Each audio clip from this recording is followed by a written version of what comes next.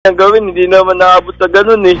Para dun sa mga manonood, napakahaba po yung rap sheet nitong si Police Senior Master Sergeant Jonel Nuesca. Kakausapin natin yung mga kinaukulan sa PNP, particular na sa Regional Internal Affairs Service, RIAS, o maging sa IAS sa Kamkrame. Bakit kanyo? Ito po, makinig ko kayo makinig kayo mabuti. Yung rap sheet po nito napakahaba. 2010, nasuspindi po ito ng 10 araw. Hindi malaman kung anong kaso. 2013, admin case, grave misconduct, suspended ulit. 2014, less grave neglect of duty for refusal, undergo drug test, suspended ulit, 31 days. Take note, 3 times na 2016, serious neglect of duty, dismissal for failure to attend as witness sa drug case. Na-dismiss na po ito at nakabalik. Noong 2019, nung mabalik siya, listen to this, grave misconduct, homicide.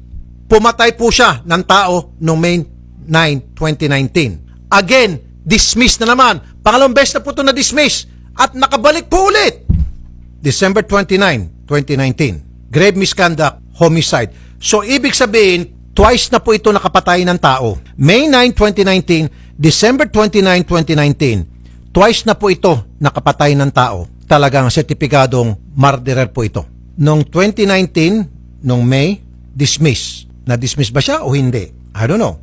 Pero noong December 29, pumatay ulit, grave misconduct, homicide, dismissal. Napakahaba po ng kanyang rap sheet. Ang tanong, bakit ito ay pinayagan pa rin mag-continue ng kanyang paninilbihan sa PNP? Ganon, alam naman pala natin lahat, nila dyan sa PNP, na napakamapakanib ng taong ito. Ibig sabihin, may topak po ito sa ulo. Pwede ba tayo makausap, Odette, na mga kinukulan? Para magtanong lang tayo, mag-inquire lang tayo, lalo na sa NAPOLCOM, DILG, RIAS, paano bang patakaran ngayon sa PNP? Dapat meron yung one strike policy. Ito, strike 1, strike 2, strike 3, 4, 5, 6 times. At dalawang sa 6 times na yan, twice na siya nakapatay ng tao. And yet, God, namamayagpag pa rin siya. For the meantime, kausapin natin itong MSWDO ng Paniki Tarlac. Eugene Galanga, magandang hapon Sir Eugene. Kakailanganin po dito ang intervention ng mga social worker para doon po sa dalawang grupo ng bata, doon sa kamag-anak ng biktima at saka dito sa mismong anak ng pulis kasi both na trauma. Sir Eugene, magandang hapon. Sir Eugene?